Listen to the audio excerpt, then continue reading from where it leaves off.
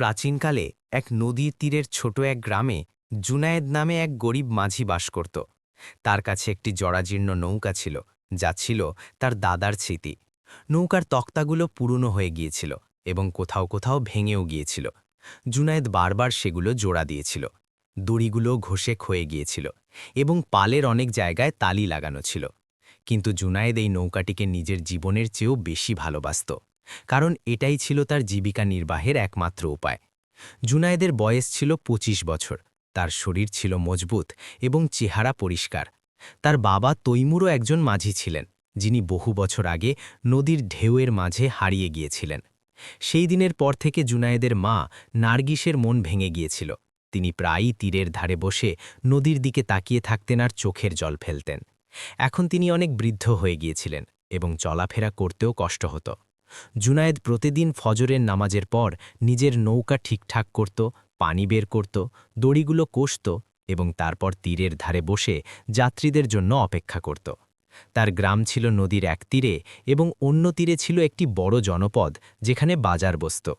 মানুষের ওপারে যাওয়ার জন্য মাঝিদের প্রয়োজন হতো। আরও অনেক মাঝি ছিল, যাদের নৌকা জুনায়েদের চেয়ে অনেক ভালো ছিল। তাদের পালগুলো নতুন ছিল এবং রঙও ছিল টাটকা। তারা চড়া গলায় যাত্রীদের ডাকত এবং বেশি ভাড়া চাইত।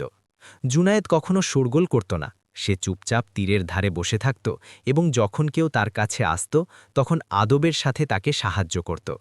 তার ভাড়াও অন্য মাঝিদের তুলনায় কম ছিল। কিছু লোক বলতো যে জুনায়েদ বোকা, যে এত কম টাকায় কাজ করে। কিন্তু জুনায়েদের কথা ছিল যে আমার জন্য এতটুকুই যথেষ্ট, যাতে আমার মায়ের পেট ভরে যায় আর ঘর চলে যায়। আল্লাহ যা দিয়েছেন তাতেই আমি সন্তুষ্ট। একদিনের সকালবেলা কুয়াশা ছেয়েছিল এবং নদীর পানি ছিল ঠান্ডা ও শান্ত। জুনায়েদ নিজের নৌকায় বসে একটি ছেঁড়া দড়ি মেরামত করছিল। তখনই এক বৃদ্ধ লোক তীরের ধারে আসল। তার কাপড়-চোপড় নোংরা ছিল এবং চেহারায় কষ্টের ছাপ ছিল। তার সাথে একটি ছোট পোটলা ছিল। সে ডাক দিল, হে মাঝি, আমাকে ওপারে পৌঁছে দেবে? জুনায়েদ সঙ্গে সঙ্গে মাথা তুলে বলল, জি হ্যাঁ বাবা, বসুন। বৃদ্ধ লোকটা টলমল করতে করতে নৌকায় বসতে লাগল। তখন জুনায়েদ তার হাত ধরল এবং নিশ্চিন্তে বসাল। তারপর সে জিজ্ঞেস করল, আপনি কোন দিকে যেতে চান? বৃদ্ধ বলল, ওপারের জনপদে। আমাকে আমার ছেলের কাছে যেতে হবে, যে ওখানে কোনো এক ব্যবসায়ীর দোকানে কাজ করে। জুনায়েদ নৌকাটিকে তীর থেকে ধাক্কা দিল এবং বৈঠা চালাতে লাগল। পানিতে নৌকা ধীরে ধীরে এগিয়ে যেতে লাগল। বৃদ্ধ লোকটা চুপচাপ বসেছিল। জুনায়েদ দেখল যে তার চোখে কষ্টের ছাপ। সে জিজ্ঞেস করল, বাবা, আপনাকে চিন্তিত মনে হচ্ছে, সব ঠিক আছে তো? বৃদ্ধ এক গভীর দীর্ঘশ্বাস ফেলে বলল, বেটা, আমার স্ত্রী খুব অসুস্থ, ওষুধের জন্য টাকা নেই। ছেলের কাছে যাচ্ছি, যে হয়তো কিছু সাহায্য করবে, কিন্তু তার অবস্থাও ভালো নয়। জানি না সে কত দিতে পারবে। জুনায়েদের মন ভরে আসল।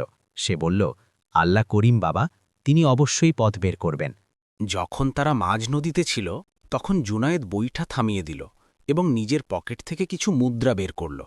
এগুলো সেই টাকা ছিল যা সে আগের দিনের পরিশ্রমে কামিয়েছিল। সে বৃদ্ধের দিকে বাড়িয়ে দিয়ে বলল, বাবা, এটা নিন। এটা বেশি নয়, তবে হয়তো ওষুধের কাজে আসবে।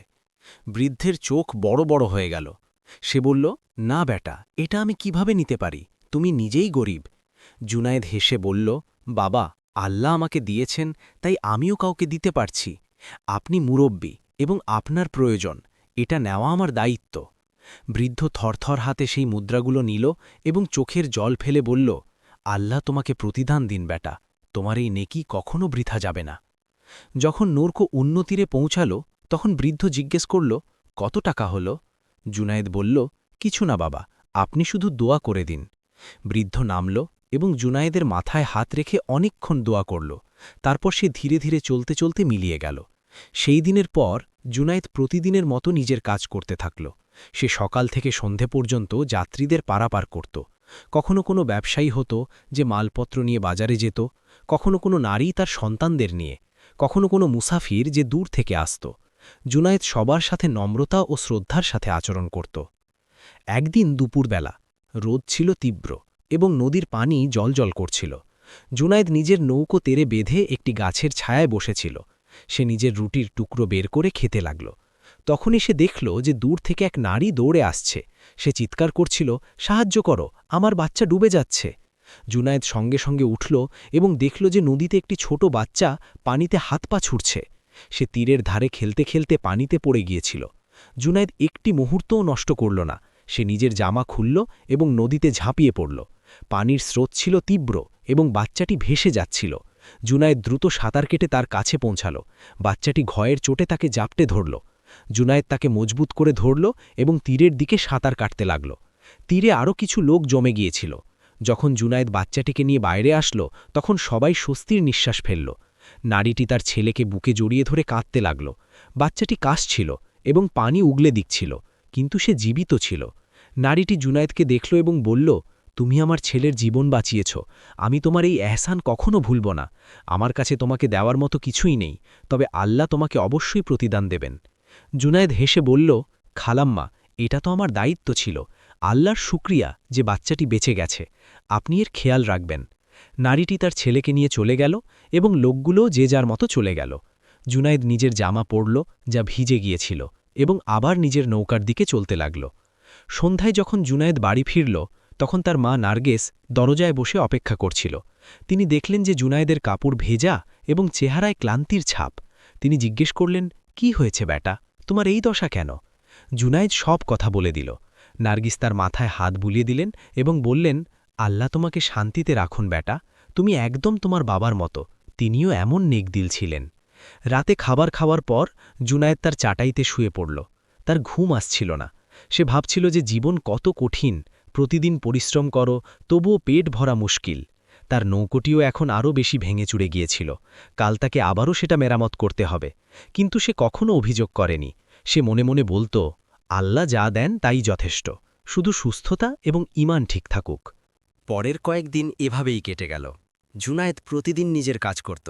কখনো যাত্রীর সংখ্যা বেশি হতো, আবার কখনো কম। কিছুদিন এমনও হতো যখন খুব কম লোক পার হতো এবং জুনায়েদ খুব কষ্টে 2-4 পয়সা পেত।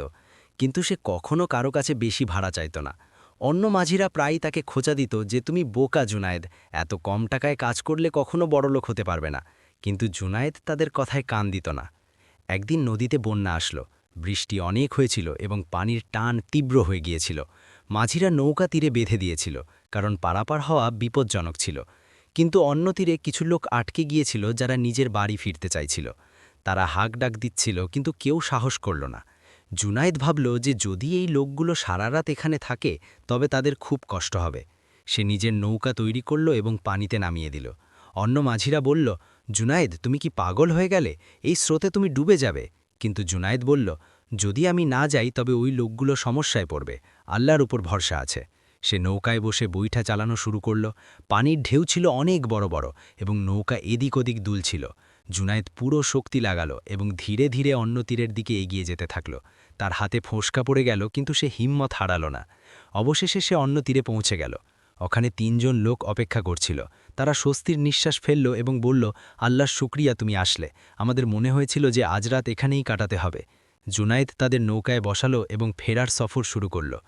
ফেরা আরও বেশি কঠিন ছিল, কারণ এখন নৌকায় ওজন বেশি ছিল।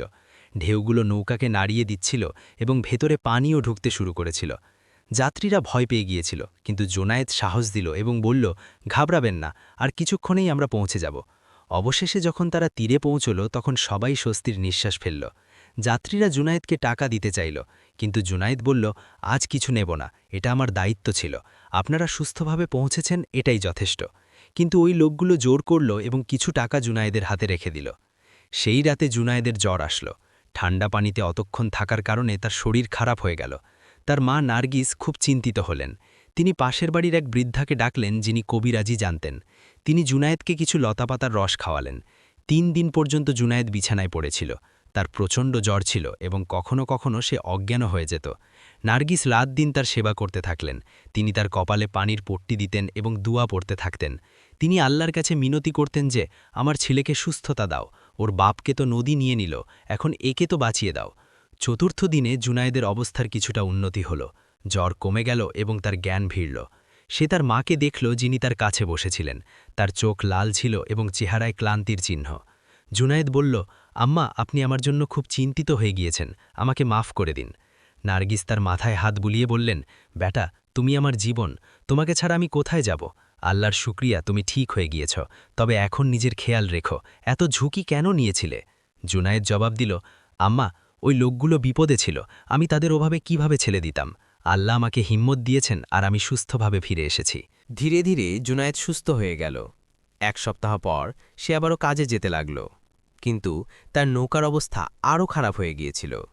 বন্যায় কিছু তক্তা আরও ভেঙে গিয়েছিল এবং পানি এখন বেশি ভেতরে ঢুকছিল। জুনায়েদকে প্রতি কিছুক্ষণ পর পর পানি বাইরে ফেলতে হতো। একদিন এক ব্যবসায়ী বলল, জুনায়েদ, তোমার নৌকা খুব খারাপ হয়ে গেছে, তোমার নতুন নৌকা কেনা উচিত। জুনায়েদ হেসে বলল, জি হ্যাঁ, আমি জানি, তবে আপাতত এত টাকা নেই। এটাই ঠিক আছে, এখন আল্লাহ চাইলে কখনো নতুনও পেয়ে যাব। কিন্তু বাস্তবতা এটাই ছিল যে জুনায়েদের কাছে জমানোর মতো কিছুই ছিল না। যা কামাতো তা খাওয়া আর মায়ের দেখাশোনাই খরচ হয়ে যেত।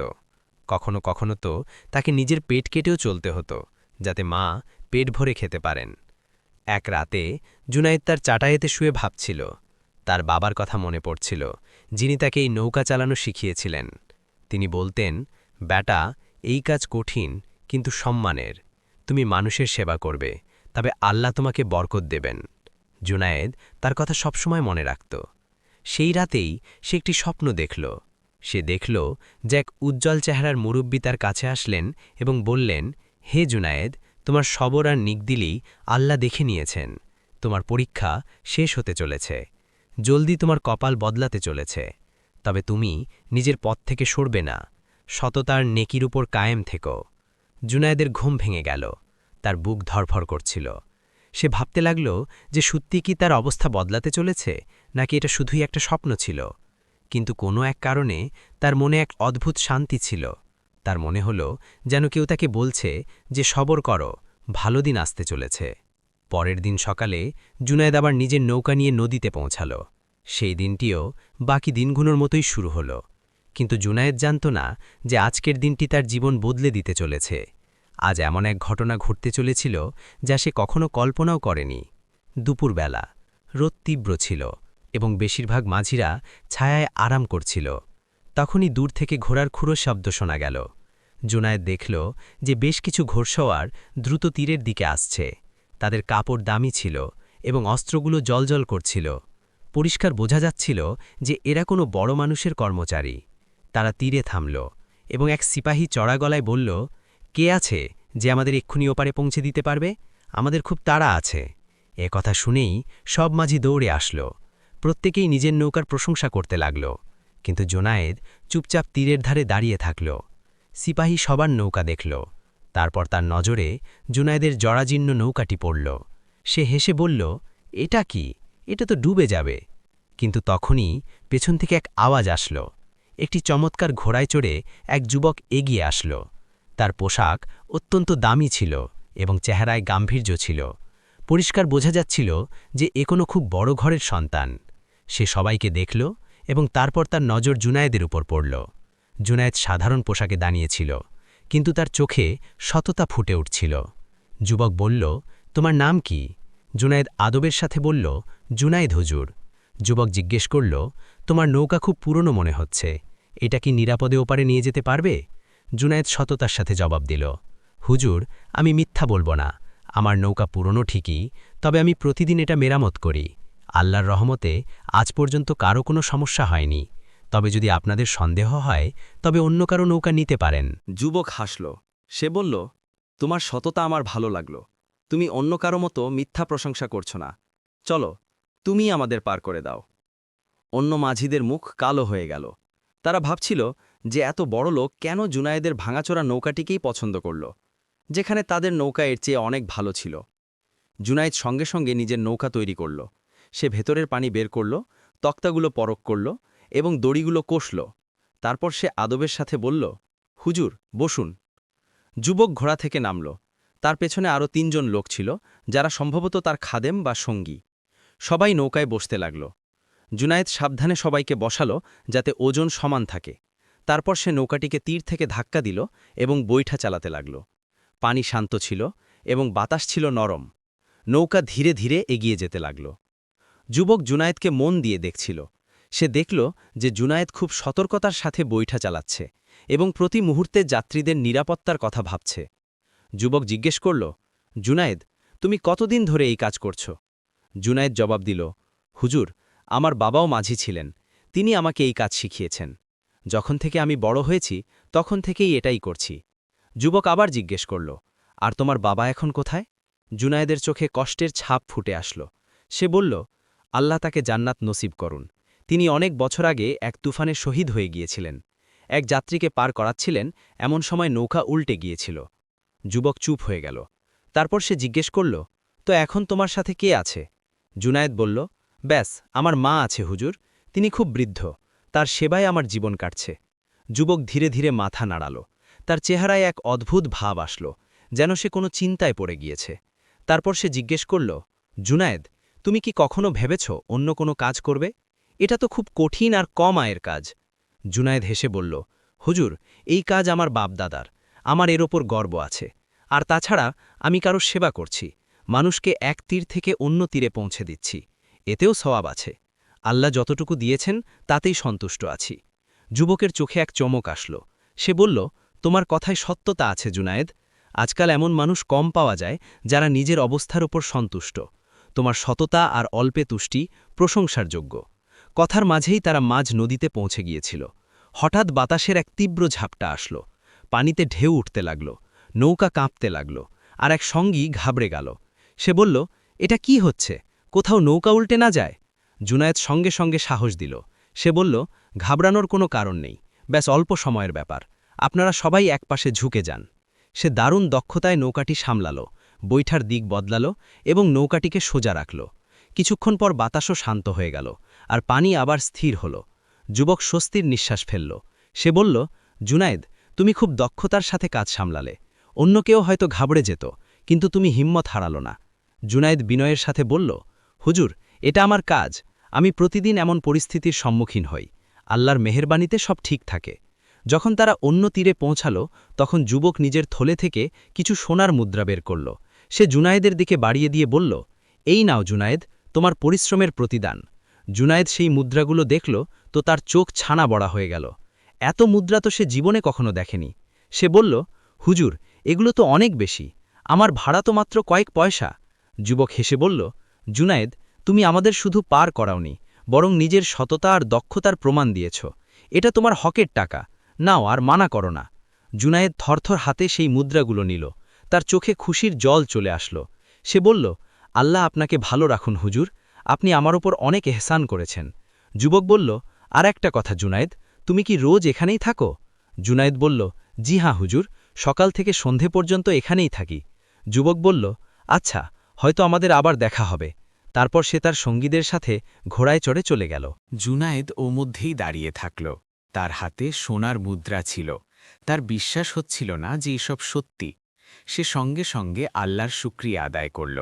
তারপর সে নিজের নৌকায় বসে ভাবতে লাগল যে এই টাকা দিয়ে কি করবে। সন্ধ্যায় যখন সে বাড়ি পৌঁছল তখন তার মা দরজায় দাঁড়িয়েছিলেন। জুনায়েদ তাকে ওই মুদ্রাগুলো দেখালো এবং পুরো ঘটনা শোনাল। নার্গিসের চোখে খুশির জল আসল। তিনি বললেন, আল্লাহর রহমত হচ্ছে বেটা, তোমার নেকদিলির পুরস্কার তুমি পাচ্ছ। আমি সবসময় দোয়া করতাম যেন আল্লাহ তোমাকে সাহায্য করেন। সেই রাতে জুনায়েদ আর নার্গিস অনেক বছর পর পেট ভরে খাবার খেলেন। জুনায়েদ বাজার থেকে ভালো খাবার কিনেছিল। নার্গিস বললেন, বেটা, এই টাকাগুলো সামলে রেখো, হয়তো কখনো কাজে আসবে। জুনায়েদ বলল, জি আম্মা, আমি ভাবছি যে কিছু টাকা দিয়ে নিজের নৌকা মেরামত করিয়ে নিই, বাকি টাকা আমরা জমা রাখব। নার্গিস মাথা নাড়ালেন আর বললেন, হ্যাঁ বেটা, এটাই ঠিক হবে। তোমার নৌকা আসলেই খুব ভেঙে চুরে গেছে, আল্লাহ সুযোগ দিয়েছেন তো এটা ঠিক করিয়ে নাও। পরের দিন সকালে জুনায়েদ বাজারে গেল।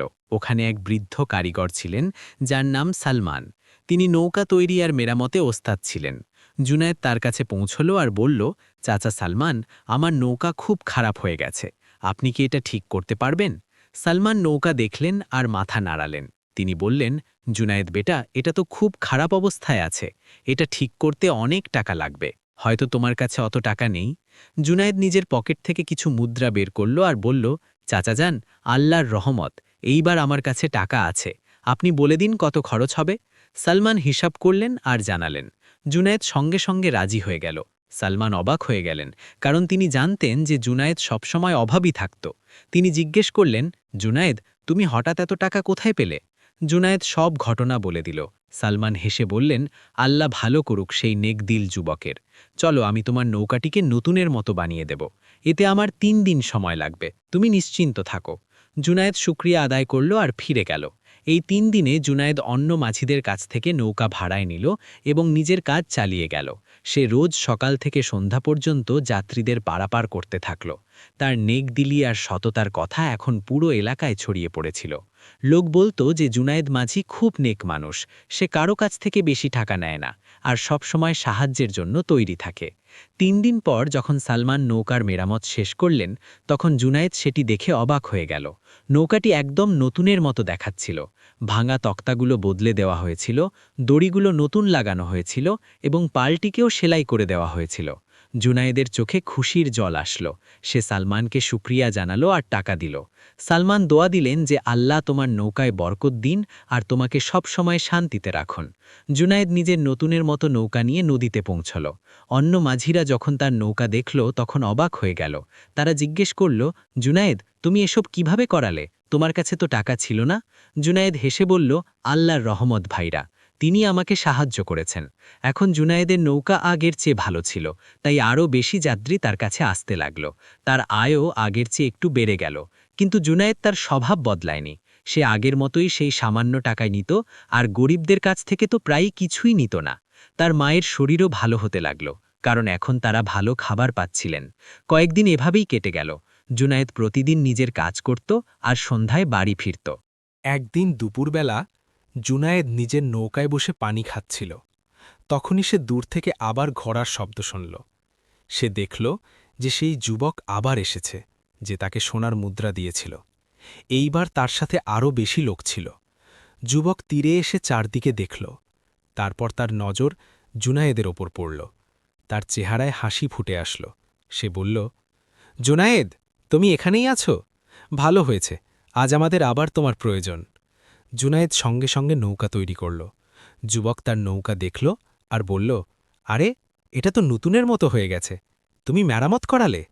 জুনায়েদ বিনয়ের সাথে বলল, জি হুজুর, আপনার দেওয়া টাকা দিয়েই এটা সম্ভব হয়েছে। আল্লাহ আপনাকে যা দিন।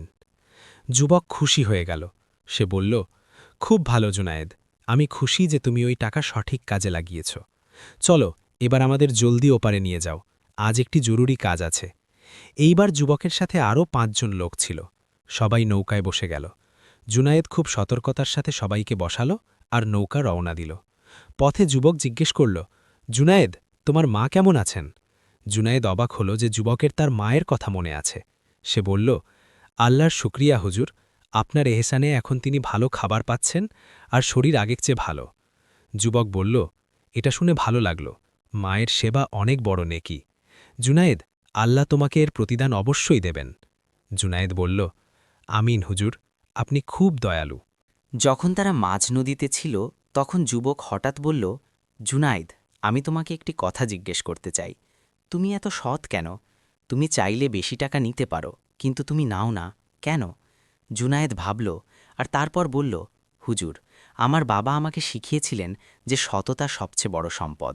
যদি আমি কাউকে ধোঁকা দিই তবে আল্লাহ আমার ওপর অসন্তুষ্ট হবেন, আর তাছাড়া আমার শুধু অতটুকুই চাই যতটুকুতে আমার আর আমার মায়ের দিন চলে যায়। বেশি লালচ করা ঠিক নয়। যুবকের চোখে প্রশংসার ভাব আসল। সে বলল, তুমি সত্যি এক বিরল মানুষ জুনায়েদ, আজকাল এমন মানুষ খুব কম। তোমার চিন্তা খুব পবিত্র। জুনায়েদ লজ্জার সাথে বলল, হুজুর, আপনি অনেক প্রশংসা করছেন, আমি তো এক সামান্য মাঝি, ব্যাস নিজের কাজ সততার সাথে করার চেষ্টা করি। যুবক বলল, জুনায়েদ, সামান্য মানুষ সে নয় যার সামর্থ্য কম, বরং সে হয় যার চরিত্র দুর্বল। তোমার চরিত্র তো অনেক মজবুত, এটাই তোমার আসল সম্পদ। জুনায়েদ চুপ হয়ে গেল। সে বুঝতে পারছিল না যে এত বড় লোক তার সাথে এত সম্মানের সাথে কেন কথা বলছেন। অন্য তীরে পৌঁছে যুবক আবার জুনায়েদকে সোনার মুদ্রা দিল। এইবারও জুনায়েদ মানা করল, কিন্তু যুবক জোর করল। সে বলল, জুনায়েদ, এটা তোমার হক, নাও আর নিজের মায়ের আরও ভালো যত্ন নাও। তারপর সে বলল, আর একটা কথা, কাল সন্ধ্যায় আমি আবার আসব, আমার সাথে এক খুব জরুরি মানুষ থাকবে, তুমি এখানেই থেকো। জুনায়েদ বলল, জি হুজুর, অবশ্যই। যুবক চলে গেল, আর জুনায়েদ ভাবতে থাকল যে কাল কে আসতে চলেছে। সে কিছুই বুঝতে পারছিল না, তবে সে বেশি ভাবা বন্ধ করে দিল। সন্ধ্যা হয়ে গেল। সূর্য ডুবতে লাগল আর আকাশ লাল হয়ে গেল। তখনই দূর থেকে ঘোড়ার শব্দ আসলো। জুনায়েদ দেখল যে এইবার অনেক বড় কাফেলা আসছে। কমপক্ষে ২০ জন ঘোড়সাওয়ার ছিল। সবার সামনে সেই যুবক ছিল, আর তার সাথে এক বৃদ্ধ ব্যক্তি ছিলেন যার পোশাক অত্যন্ত রাজকীয় ছিল। তার দাড়ি সাদা ছিল আর চেহারায় গাম্ভীর্য ছিল। পরিষ্কার বোঝা যাচ্ছিল যে এ কোনো খুব বড় লোক বা সর্দার। কাফেলা তীরে থামল। সব মাঝিরা দৌড়ে আসলো। সবাই নিজ নিজ নৌকার প্রশংসা করতে লাগল। কিন্তু যুবক সরাসরি জুনায়েদের দিকে ইশারা করল আর বলল, জুনায়েদ, এসো, আজ তোমাকে খুব জরুরি কাজ করতে হবে। জুনায়েদ ঘাবড়ে গিয়ে এগিয়ে আসল। সে আদবের সাথে সালাম করল। বৃদ্ধ ব্যক্তি জুনায়েদকে ওপর থেকে নিচ পর্যন্ত দেখলেন। তারপর তিনি যুবকের উদ্দেশ্যে বললেন, হামিদ, এটা কি সেই মাঝি যার তুমি প্রশংসা করছিলে? যুবক, যার নাম হামিদ খান, বলল, জি হুজুর, এ জুনায়েদ খুব সৎ আর পরিশ্রমী। বৃদ্ধ জুনায়েদকে জিজ্ঞেস করলেন, বেটা, তোমার নাম জুনায়েদ? জুনায়েদ ঘাবড়ে গিয়ে বলল, জি হুজুর। বৃদ্ধ জিজ্ঞেস করলেন, তুমি কতদিন ধরে নৌকা চালাচ্ছ? জুনায়েদ জবাব দিল, হুজুর, আমার দাদা আর বাবাও মাঝি ছিলেন। আমি ছোটবেলা থেকেই এই কাজ করছি। বৃদ্ধ বললেন, হামিদ আমাকে বলল যে তুমি খুব সৎ আর কারো থেকে বেশি টাকা নাও না। এটা কি সত্যি? জুনায়েদ বলল, হুজুর, আমি তো ব্যাস অতটুকুই নিই যতটুকুতে আমার দিন চলে যায়। বেশি লালচ করা ঠিক মনে হয় না। বৃদ্ধ হাসলেন। তিনি বললেন, খুব ভালো, আজকাল এমন মানুষ খুব কম। চলো, আমাকেও তোমার নৌকায় বসে নদী পার হতে হবে। আমি দেখতে চাই হামিদের করা প্রশংসা সঠিক কিনা। জুনায়েদের বুক ধরফর করতে লাগল। এত বড় কোনো লোককে পার করানো কোনো সাধারণ ব্যাপার ছিল না। যদি কোনো ভুল হয়ে যায় তবে অনেক বড় বিপদ হতে পারত। তবে সে হিম্মত করল আর বলল, হুজুর, বসুন, আমি পুরো সতর্কতার সাথে আপনাকে ওপারে পৌঁছে দেব। বৃদ্ধ আর হামিদ নৌকায় বসলেন। সাথে আরও ২ খাদেমও বসলেন। বাকি লোক অন্য নৌকায় বসল। জুনায়েদ খুব সাবধানে সবাইকে বসালো। তারপর সে নৌকা রওনা দিল। তার হাত একটু কাঁপছিল, তবে সে নিজেকে সামলাল। নদী শান্ত ছিল, বাতাস নরম আর আকাশ পরিষ্কার। নৌকা আরামে এগিয়ে যাচ্ছিল। বৃদ্ধ জুনায়েদকে মন দিয়ে দেখছিলেন। তিনি দেখলেন যে জুনায়েদ খুব সতর্কতার সাথে বৈঠা চালাচ্ছে। তার চোখ সবসময় পানি আর যাত্রীদের ওপর আছে। বৃদ্ধ জিজ্ঞেস করলেন, জুনায়েদ, তোমার বাবার নাম কি ছিল? জুনায়েদ বলল, তৈমুর হুজুর। বৃদ্ধ চমকে উঠলেন। তিনি জিজ্ঞেস করলেন, তৈমুর মাঝি যে অনেক বছর আগে তুফানে শহীদ হয়ে গিয়েছিলেন? জুনায়েদ অবাক হয়ে গেল। সে বলল, জি হুজুর, আপনি কি তাকে জানতেন? বৃদ্ধের চোখে এক অদ্ভুত ভাব আসল। তিনি বললেন, হ্যাঁ জুনায়েদ, আমি তোমার বাবাকে জানতাম।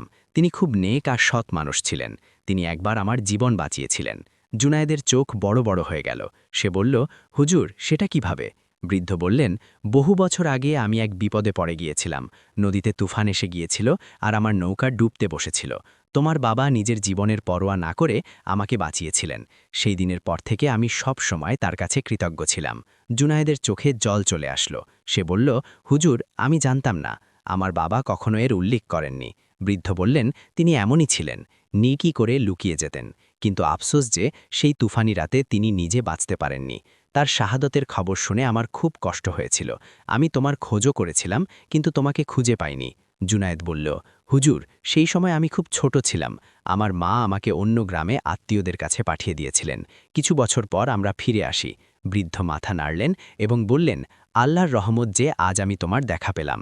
জুনায়েদ, তুমি একদম তোমার বাবার মতো হয়েছ, সেই একই সততা আর নেকদিলি। মাঝ নদীতে বৃদ্ধ বললেন, জুনায়েদ, আমি তোমাকে একটি কথা বলতে চাই। আমি এই এলাকার সুবেদার। আমার নাম নাসির। তোমার বাবা আমার জীবন বাঁচিয়েছিলেন আর আমি সব সময় তার কাছে ঋণী থাকব। আজ আমি সুযোগ পেয়েছি যে তার ছেলের সাহায্য করতে পারি। জুনায়েদ ঘাবড়ে গেল।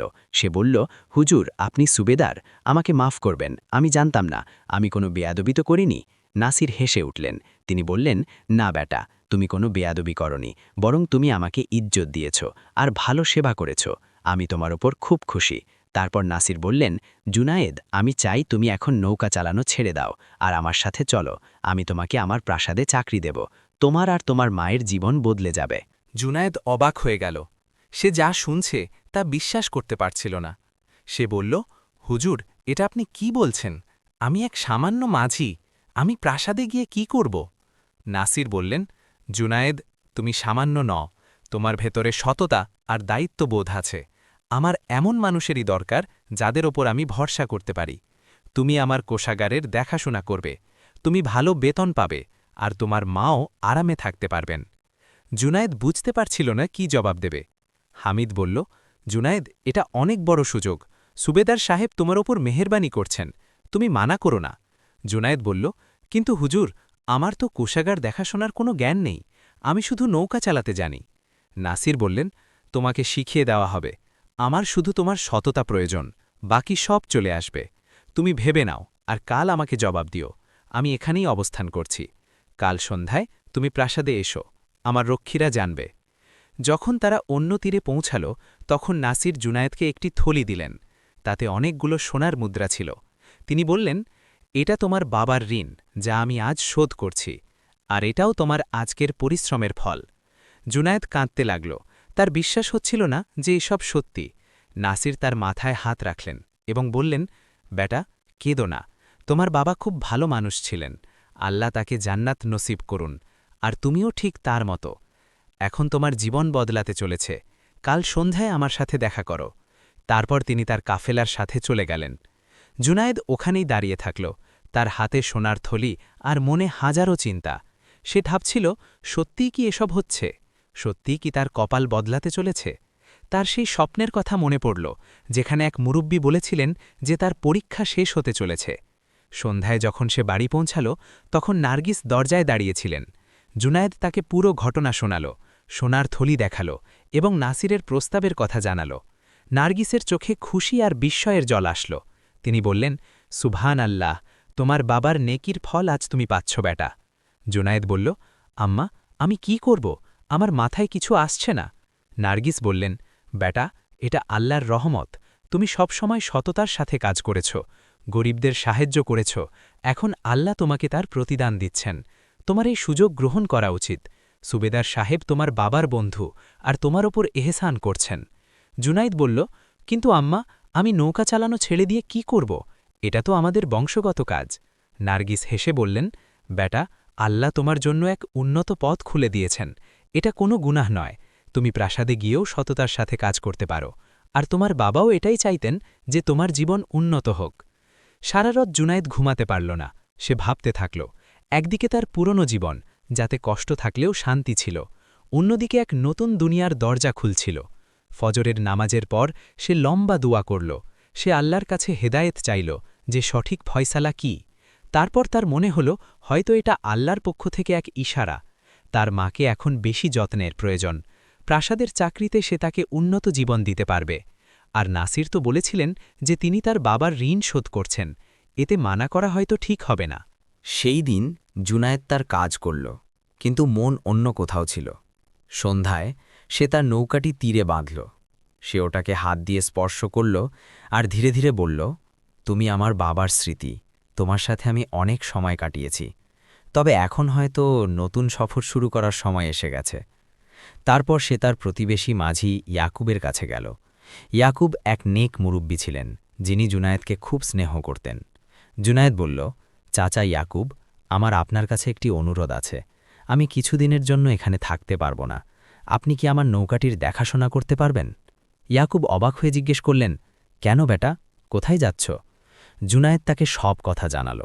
ইয়াকুবের চোখে খুশির জল আসল।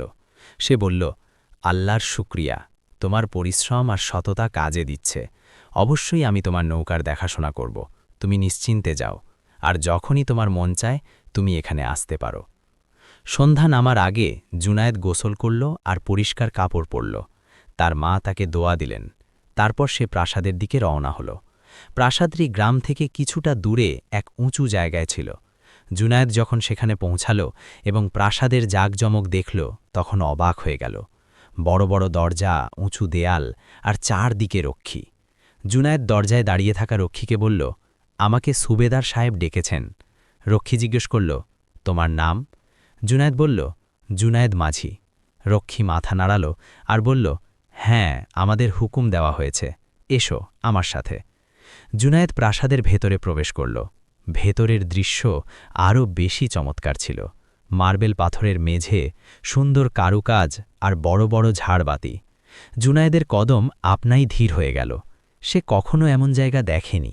সে ভাবছিল, এক গরিব মাঝি এই রাজকীয় জায়গায় কি করবে। রক্ষী তাকে এক বড় হলে নিয়ে গেল। ওখানে নাসির এক সিংহাসনে বসেছিলেন, তার পাশে হামিদ আর কিছু আমির দাঁড়িয়েছিলেন। জুনায়েদ আদবের সাথে সালাম করল আর মাটির দিকে তাকিয়ে থাকল। নাসির হেসে বললেন, এসো জুনায়েদ, আমি খুশি যে তুমি এসেছ।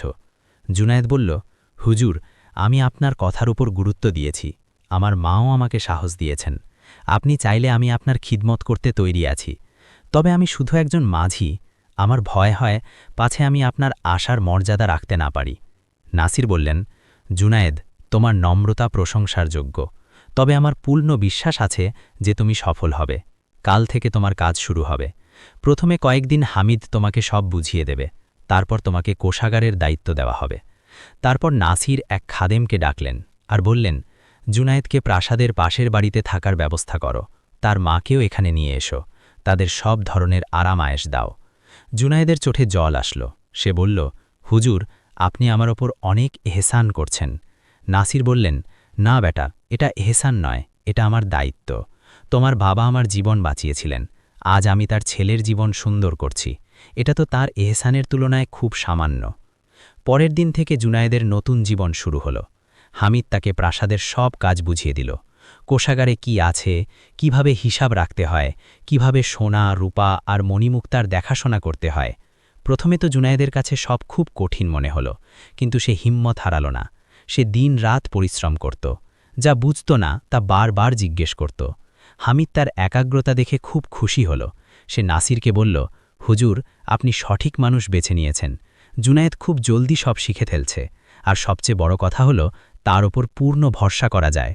নাসির বললেন, আমি জানতাম সততাই সবচেয়ে বড় যোগ্যতা। 1 মাস পর জুনায়েদকে কোষাগারের পুরো দায়িত্ব দিয়ে দেওয়া হলো। তাকে এক সুন্দর বাড়ি দেওয়া হলো, যেখানে তার মাও থাকতে লাগলেন। নার্গিস বিশ্বাস করতে পারছিলেন না যে তাদের জীবন এতটা বদলে গেছে। আগে তিনি এক ভাঙাচোরা ঘরে থাকতেন, আর এখন এক আরামদায়ক বাড়িতে। আগে খাবারের অভাব ছিল, আর এখন সব সময় ভালো খাবার মজুদ থাকত। জুনায়েদ প্রতিদিন সকালে প্রাসাদে যেত আর কোষাগারের হিসাব নিকাশ রাখত। সে খুব সূক্ষ্মভাবে সব জিনিস পরীক্ষা করত, প্রতিটা আশা দেওয়া করা জিনিসের রেকর্ড রাখত। কখনো কোনো জিনিসে ঘাটতি হতো না। নাসির অনেক পার্থক্য লক্ষ্য করতে লাগলেন। আগে কোষাধ্যক্ষদের হিসাবে কিছু না কিছু কমতি বের হতো, কিন্তু জুনায়েদ আসার পর সব কিছু পরিষ্কার আর স্বচ্ছ হয়ে গেল। কয়েক মাস কেটে গেল। একদিন নাসির জুনায়েদকে ডাকলেন এবং বললেন, তোমার কাজে আমি খুব খুশি। তুমি প্রমাণ করেছ যে আমি সঠিক ফয়সালা করেছিলাম। এখন আমি তোমাকে আরও একটি দায়িত্ব দিতে চাই। জুনায়েদ জিজ্ঞেস করল, হুজুর, সেটা কি? নাসির বললেন, আমি অন্য শহরগুলোর সাথে ব্যবসা করতে চাই। আমার এমন কাউকে প্রয়োজন যে আমার পক্ষ থেকে মালপত্র কিনবে আর বিক্রি করবে। আমি চাই তুমি এই কাজ সামলাও। জুনায়েদ অবাক হয়ে গেল। সে বলল, কিন্তু হুজুর, আমার তো ব্যবসার কোনো অভিজ্ঞতা নেই। নাসির বললেন, তুমি শিখে যাবে। আমার তোমার সততার ওপর ভরসা আছে। বাকি সব হামিদ তোমাকে শিখিয়ে দেবে। জুনায়েদ ভাবল আর তারপর বলল, আপনি বললে আমি চেষ্টা করব। নাসির বললেন, ব্যাস, এটাই চাই। কাল থেকে প্রস্তুতি শুরু করো। পরের কয়েক সপ্তাহে হামিদ জুনায়েদকে ব্যবসার কলাকৌশল শেখাল। কিভাবে সওদা করতে হয়, কিভাবে দামের আন্দাজ করতে হয়, কিভাবে মালের মান পরীক্ষা করতে হয়। জুনায়েদ খুব মন দিয়ে সব শিখল। তার নৌকা চালানোর দিনগুলোর কথা মনে আসত, যখন সে যাত্রীদের সাথে কথা বলত। সেই শিক্ষা এখন কাজে লাগছিল। প্রথম সফর ছিল বাগদাদের। জুনায়েদ এক বড় কাফেলার সাথে গেল। তার সাথে কিছু অভিজ্ঞ ব্যবসায়ীও ছিলেন, যারা তাকে সাহায্য করছিলেন। যখন তারা বাগদাদের মন্ডিতে পৌঁছল, তখন জুনায়েদ সেই চমৎকার শহর দেখল। বড় বড় বাজার, হাজার হাজার দোকান, আর কত রকমের মালপত্র। প্রথমে তো সে ঘাবড়ে গেল, কিন্তু তারপর সে হিম্মত করল। সে বড় বড় ব্যবসায়ীদের সাথে দেখা করল, দামের ব্যাপারে জানল, মালের মান পরখ করল। কিছু ব্যবসায়ী তাকে ধোঁকা দেওয়ার চেষ্টাও করেছিল, কিন্তু জুনায়েদ খুব বুদ্ধিমান প্রমাণিত হল। সে প্রতিটা সওদাকে ভালো করে যাচাই করল। যেখানে কমতি পেল সেখানে মানা করে দিল, যেখানে সঠিক মাল পেল সেখানে উপযুক্ত দামে কিনল। কয়েক সপ্তাহ পর যখন সেই কাফেলা ফিরে আসল, তখন জুনায়েদের সাথে চমৎকার মালপত্র ছিল। নাসির যখন সব দেখলেন তখন খুব খুশি হলেন। তিনি বললেন, জুনায়েদ, তুমি কামাল করে দিয়েছ। এত কম দামে এত ভালো মাল, তুমি সত্যিই যোগ্য। জুনায়েদ বিনয়ের সাথে বলল, হুজুর, আমি তো তাই করেছি যা আপনি শিখিয়েছেন। আর তাছাড়া আমি আপনার আমানতকে কিভাবে নষ্ট করতে পারতাম? নাসির তার কাঁধে হাত রাখলেন আর বললেন, তোমার মতো মানুষ কম হয় জুনায়েদ, তোমাকে নিয়ে আমি গর্বিত। এরপর জুনায়েদের ব্যবসা ছড়িয়ে পড়তে থাকল। সে দামেস্ক গেল, কায়রো গেল, আর অন্য শহরগুলোতেও। প্রতিটা জায়গায় সে নিজের সততা আর দক্ষতার স্বাক্ষর রাখল। অন্য ব্যবসায়ীরা তার সাথে দেখা করতে চাইত, কারণ তারা জানত যে জুনায়েদ কখনো ধোঁকা দেয় না, তার কথার উপর ভরসা করা যায়। কয়েক বছর কেটে গেল। জুনায়েদ এখন নাসিরের সবচেয়ে ভরসাযোগ্য মানুষ হয়ে উঠেছিল। সে শুধু কোষাগারের দেখাশোনা করত না, বরং পুরো ব্যবসা সামলাত।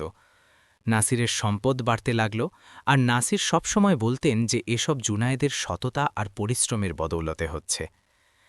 একদিন নাসির অসুস্থ হয়ে পড়লেন। তার জ্বর আসলো, যা অনেক দিন পর্যন্ত নামল না।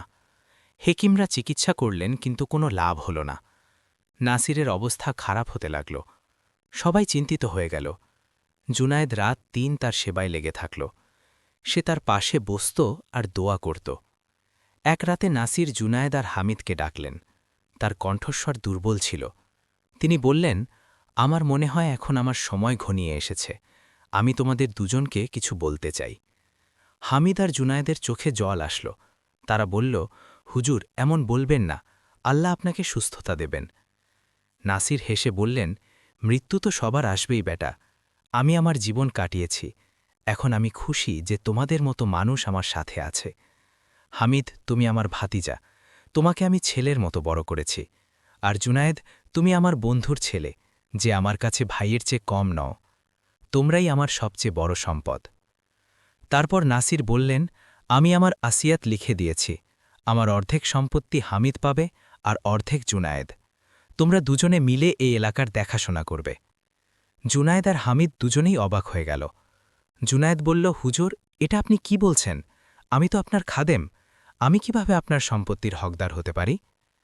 নাসির দুর্বল কণ্ঠে বললেন, জুনায়েদ, তুমি বছর ধরে আমার খেদমত করেছ, তবে তুমি শুধু খাদেম নও, তুমি আমার বন্ধু তৈমুরের ছেলে। সে আমার জীবন বাঁচিয়েছিল। এখন আমি তোমাকে তা দিচ্ছি যা তোমার বাবার হক। হামিদ নাসিরের হাত ধরল আর বলল, চাচাজান, আপনার যা ইচ্ছা তাই আমার মঞ্জুর। জুনায়েদ আমার ভাই, আমরা দুজনে মিলে আপনার আমানত রক্ষা করব। নাসিরের চোখে খুশির জল আসল। তিনি বললেন, আল্লাহ তোমাদের দুজনকে শান্তিতে রাখুন। তোমরা আমাকে শান্তি দিয়েছ। কিছুদিন পর নাসিরের ইন্তেকাল হল। পুরো এলাকায় শোকের ছায়া নেমে আসল। তিনি একজন নেক আর মেহেরবান সুবেদার ছিলেন। তার জানাজায় হাজার হাজার মানুষ সামিল হল। জুনায়েদ আর হামিদ পূর্ণ সম্মানের সাথে তার দাফন সম্পন্ন করল। জুনায়েদের তার বাবার কথা মনে পড়ে গেল। সে ভাবল যে নাসির তার বাবার এহসান কখনো ভোলেননি এবং আজ তার সন্তানকে এত কিছু দিয়ে গেলেন। নাসিরের আসিয়াত অনুযায়ী হামিদ সুবেদার হলেন, আর জুনায়েদ ব্যবসা আর কোষাগারের পুরো দায়িত্ব পেলেন। কিছু লোক হামিদকে বলল যে এটা ঠিক হয়নি, অর্ধেক সম্পত্তি এক মাঝিকে দিয়ে দেওয়া হলো। কিন্তু হামিদ কড়াভাবে বললেন, জুনায়েদ শুধু মাঝি নয়, সে আমার চাচার জীবন বাঁচানো তৈমুরের ছেলে। আর সবচেয়ে বড় কথা হল, সে আমার দেখা সবচেয়ে সৎ মানুষ। আমি গর্বিত যে সে আমার অংশীদার। জুনায়েদ আর হামিদ মিলে কাজ শুরু করল। হামিদ এলাকার শাসন দেখতেন আর জুনায়েদ ব্যবসা সামলাতেন। দুজনের অংশীদারিত্ব খুব ভালো চলছিল। হামিদের রাজত্ব আর জুনায়েদের ব্যবসা দুই ফুলে ফেপে উঠতে লাগল। লোক বলতো যে আল্লাহ এই দুজনকে একে অপরের জন্য বানিয়েছেন। জুনায়েদ এখন এক বড় বাড়ি বানালো। তার মা নার্গিস সব ধরনের আরাম পেতে লাগলেন। কিন্তু জুনায়েদ তার স্বভাব বদলায়নি। সে আগের মতোই বিনয়ী আর সাদাসিদে থাকল। সে দামি কাপড় পরত না আর অপচয়ও করত না। সে তার সম্পদের বড় অংশ গরিবদের মাঝে বিলিয়ে দিত, ফকিরদের খাবার খাওয়াত আর অভাবীদের সাহায্য করত। একদিন এক বৃদ্ধ লোক জুনায়েদের দরজায় আসল। সে খুব দুর্বল ছিল আর তার কাপড় ছিল ছেঁড়া ফাটা। সে বলল, আমাকে জুনায়েদের সাথে দেখা করতে হবে। খাদেমরা বলল, তুমি কে? বৃদ্ধ বলল, আমি বহু বছর আগে তাকে চিনতাম। আমি শুধু একবার তার সাথে দেখা করতে চাই। যখন জুনায়েদ জানতে পারল, তখন সে সঙ্গে সঙ্গে বাইরে আসল। সে বৃদ্ধকে দেখল এবং চিনে ফেলল। সেই বৃদ্ধ যাকে জুনায়েদ বহু বছর আগে নদী পার করিয়েছিল আর নিজের টাকা দিয়ে দিয়েছিল। জুনায়েদের চোখে আনন্দ ফুটে উঠল। সে বৃদ্ধকে জড়িয়ে ধরল আর বলল, বাবা, আপনি এখানে কিভাবে? বৃদ্ধের চোখে জল আসল। সে বলল, বেটা, আমি জানতে পারলাম তুমি এখন অনেক বড় মানুষ হয়ে গেছ। আমি শুধু একবার তোমাকে দেখতে চেয়েছিলাম। তুমি সেই দিন আমার উপর যে এহসান করেছিলে তা আমি কখনো ভুলিনি। তোমার ওই টাকা দিয়ে আমি আমার স্ত্রীর চিকিৎসা করিয়েছিলাম। আল্লাহ তোমার নেকির প্রতিদান দিয়েছেন। জুনায়েদ তাকে ভেতরে ডাকল, তাকে খাবার খাওয়ালো আর থাকার জায়গা দিল। তারপর সে তাকে এত টাকা দিল যে তার বাকি জীবন আরামে কেটে যায়। বৃদ্ধ কাঁদতে কাঁদতে দোয়া দিতে থাকলেন।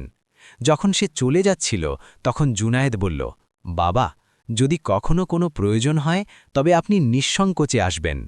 বৃদ্ধ চলে গেল, আর জুনায়েদ খুশি ছিল যে আল্লাহ তাকে সেই মানুষটির সাহায্য করার আবার সুযোগ দিলেন। কয়েক মাস পর জুনায়েদের বিয়ের কথা উঠল। হামিদ বলল, জুনায়েদ, এখন তোমার বিয়ে করা উচিত, তোমার মাও চাচ্ছেন। জুনায়েদ বলল, আমি যে মেয়েকেই বিয়ে করব সে সাদাসিধে আর নেক হতে হবে। আমার ধনদৌলত আর সৌন্দর্যের পরোয়া নেই। আমার এমন এক স্ত্রী চাই যে আমার মায়ের সেবা করবে আর আল্লাহকে ভয় করবে। হামিদ হেসে বলল, আমি জানি, আমার এক বন্ধুর বোন আছে, তার নাম মরিয়ম। সে খুব নেক আর সাদাসিধে মেয়ে। তার বাবা একজন গরিব আলেম। তুমি চাইলে আমি কথা বলতে পারি। জুনায়েদ বলল, আপনি দেখুন, যদি সে নেক হয় আর আমার আম্মাও রাজি হন তবে আমার কোনো আপত্তি নেই। হামিদ কথা বলল, আর দুই পক্ষ থেকেই সম্মতি পাওয়া গেল। মরিয়ম আসলেই খুব সাদাসিধে আর নেক দিল মেয়ে ছিল।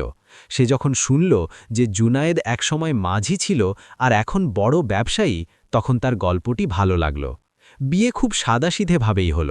জুনায়েদ অপচয় করল না, বরং গরিবদের মাঝে খাবার বিলিয়ে দিল আর এতিমদের কাপড় দিল। মরিয়ম জুনায়েদের ঘরে আসল তো নার্গিস খুব খুশি হলেন। মরিয়ম তাদের খুব সেবা করল। সে জুনায়েদকে বলল যে সে খুব ভাগ্যবান যে এমন স্বামী পেয়েছে যে নেক আর সৎ। জুনায়েদ বলল, এসব আল্লাহর রহমত, আমাদের সব সময় তার শুকরিয়া আদায় করা উচিত। 1 বছর পর জুনায়েদের ঘরে এক পুত্র সন্তান জন্ম নিল। জুনায়েদ তার বাবার স্মরণে তার নাম রাখল তৈমুর। নার্গিস খুব খুশি হলেন। তিনি বললেন, বেটা, তোমার বাবার নাম এগিয়ে যাবে, এই বাচ্চাটিকে তুমি নেক মানুষ বানাবে। জুনায়েদ বলল, ইনশাআল্লাহ আম্মা, আমি একে ওই সব শেখাবো যা আপনি আর আবদা আমাকে শিখিয়েছিলেন। জুনায়েদের ব্যবসা আরও ছড়িয়ে পড়ল। তার কাফেলা এখন দূর দূরান্তে যেতে লাগল। তবে জুনায়েদ সবসময় সততা বজায় রাখল। তার সাথে কাজ করা মানুষজন বলতো যে জুনায়েদের মতো সত্যবাদী ব্যবসায়ী তারা দেখেনি। সে কখনো ভেজাল দেয় না, কখনো ওজনে কম দেয় না, আর কখনো কারো হক মারে না। একদিন এক অচেনা শহর থেকে এক ব্যবসায়ী আসলো। তার নাম ফাইসাল। সে খুব ধনী ছিল, কিন্তু বদনামও ছিল।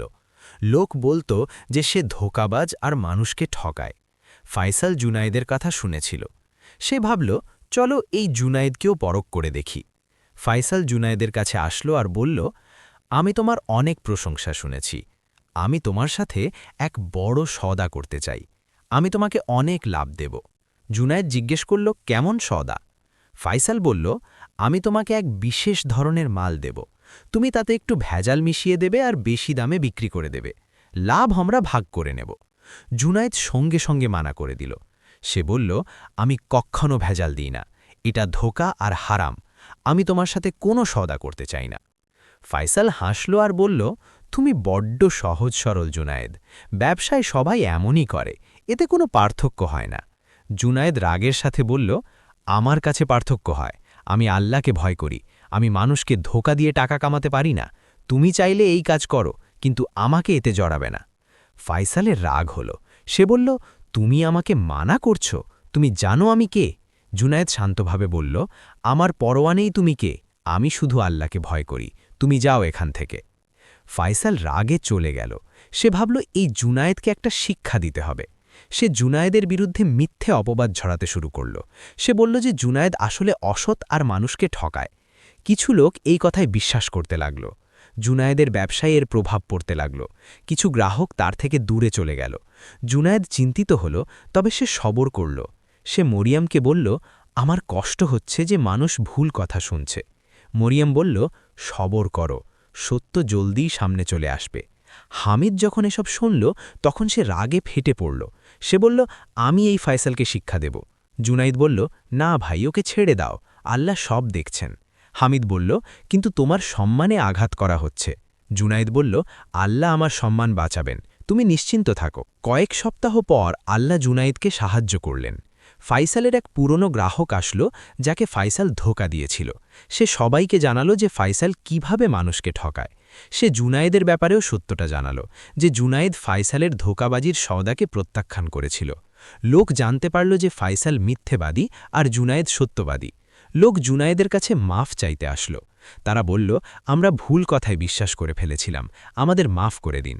জুনায়েদ হেসে বলল, কোনো কথা নেই, আল্লাহ সত্য সামনে এনে দিয়েছেন। ফাইসাল যখন জানতে পারল যে তার আসল রূপ প্রকাশ পেয়ে গেছে, তখন সে লজ্জিত হল আর শহর ছেড়ে পালিয়ে গেল। এই ঘটনার পর জুনায়েদের ইজ্জত আরও বেড়ে গেল। লোক বলতে লাগল যে জুনায়েদ সত্যি একজন খাঁটি মানুষ। তার ওপর পরীক্ষা আসলো, কিন্তু সে তার সততা ছাড়েনি। আল্লাহ তাকে সাহায্য করেছেন। একদিন জুনায়েদ তার দোকানে বসেছিল। এক ফকিরের মতো লোক ভেতরে আসলো। তার কাপড় সাদামাটা, কিন্তু চেহারায় নূর ছিল। সে জুনায়েদকে দেখল আর হাসল। তারপর সে বলল, তুমি কি জুনায়েদ? জুনায়েদ বলল, জি হ্যাঁ, আপনি কে? ফকির বলল, আমি বিশেষ কেউ নই, ব্যাস এক ভবঘোরে। তবে আমি তোমার ব্যাপারে অনেক শুনেছি। লোক বলে যে তুমি খুব নেক আর সৎ। আমি শুধু তোমাকে দেখতে এসেছি। জুনায়েদ বলল, আপনি বসুন, আমি তো এক সামান্য ব্যবসায়ী। ফকির হাসল আর বলল, তুমি সামান্য নও জুনায়েদ, তোমার মতো মানুষ খুব কম।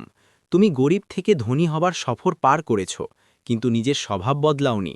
এটা অনেক বড় ব্যাপার। জুনায়েদ অবাক হয়ে গেল। সে জিজ্ঞাসা করল, আপনি এসব কিভাবে জানলেন?